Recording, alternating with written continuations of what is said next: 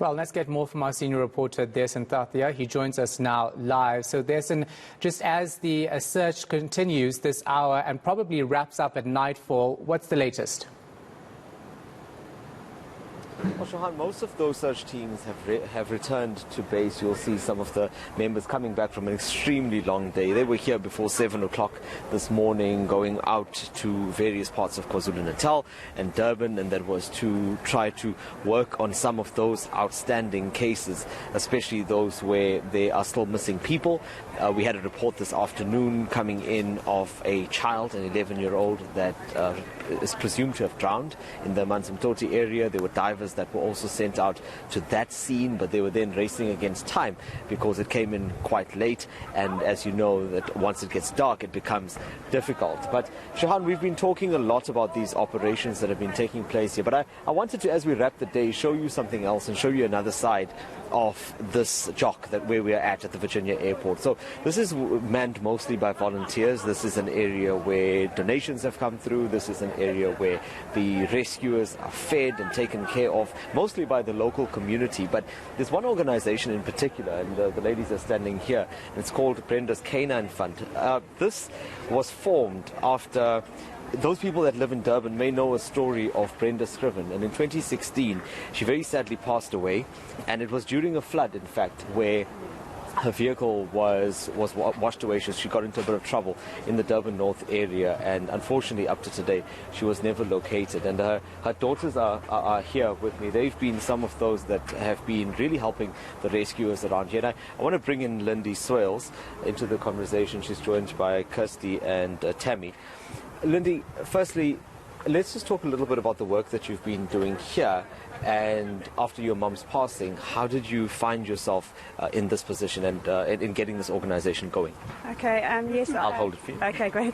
After we lost my mum, we just decided that we really wanted to give back to the amazing search and rescue team.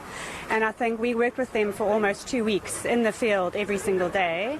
And we came to realize that there was such a shortage of search and rescue dogs, and just wanting to give back to these amazing people that help other people get closure.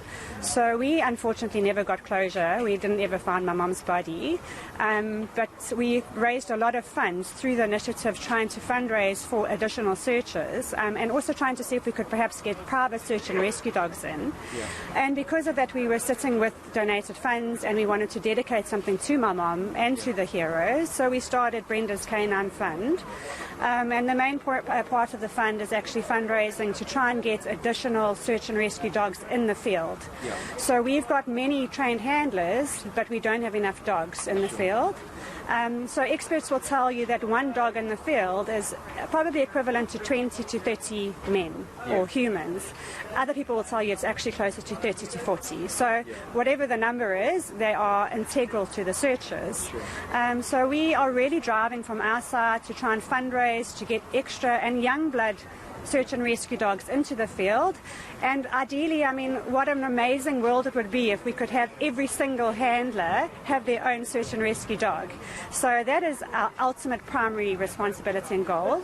But then obviously in situations like we're faced with now, we realized as a community just how incredible the community was coming together, and it really got us through probably, well, definitely the most difficult time in our lives. So we really want to get involved, and so whenever there's instances like this, so even the last Durban floods about a year ago, we did a flood relief drive for the communities, and we're trying to give back. So much was given to us. So we involved with the volunteering on the day, helping the search and rescue guys, helping with the humanitarian efforts, just doing whatever we can really to help. And it's amazing work, and I just want to get in one question before I wrap here, and I just want to talk about what it was like, especially during this time. I mean, we saw these rains, it's claimed so many lives, and I know that you're doing this great work here, but surely it's also a bit of a painful reminder of what's happened.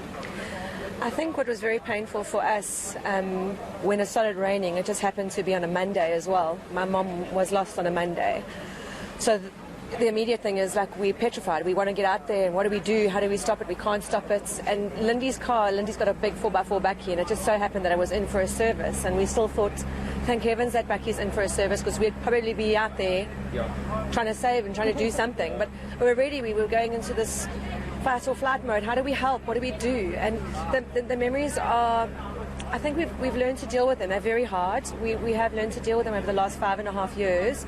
But I think what's very important to us is we now get an opportunity to give back, because we never got that closure. We know how important it is for others to try and get that closure. So yes, very hard. The memories are very raw when it rains like that. But we are in a position, and we'll never ever take it for granted, to help others get the closure that we didn't get. That's an amazing, and I'm sure your mum is smiling down on all of you for the work that you're doing. And this is really important, Shahan, especially during a time like this. And we find that it's a time that you really see the sense of Ubuntu that comes out in a time of crisis. In KwaZulu-Natal, we saw it during the unrest. And once again here, I've shown you just an area that's been dedicated at one side of the Virginia airport to assisting and to taking in these donations from the community to help the rescuers who are doing very important work during this difficult time. Yeah, definitely. And let's talk a bit more about the rescue efforts. We know Operation Chariot touching down, now assisting with the search and recovery efforts. What is the SANDF saying about the issues they're facing on the ground? Yeah, let me take you outside of this area, Shahan, while I talk to you. So the SANDF has said very simply that they are here for a number of reasons, and one of them is to support these crews, the search and rescue crews, but there are other reasons for them being here.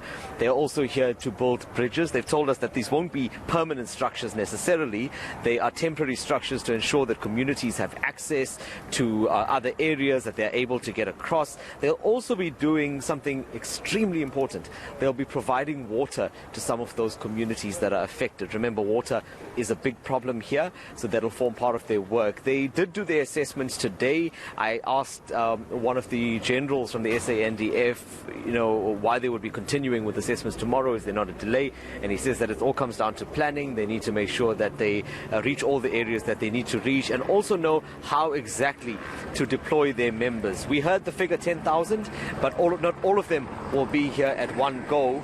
In fact, we're told that because those 10,000 include ordinary members, they may not necessarily need all of those ordinary members. What they need here are those with more specialized skills to assist in those areas that I mentioned.